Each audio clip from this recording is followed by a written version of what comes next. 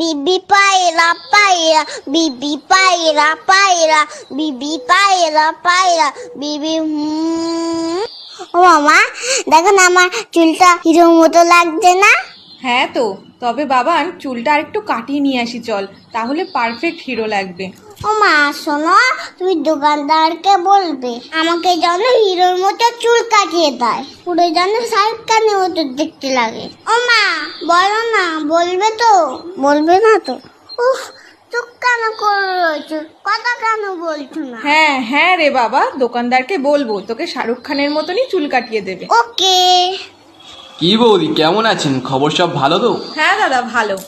আরে বাবান, কেমন আছো? হ্যাঁ ভালো আছি, তবে আমার কিন্তু হিরোর মতো চুল কেটে দিতে হবে। তুমি পারবে তো? আগে বলো, নয়তো তোমার কাছে কাটবো না।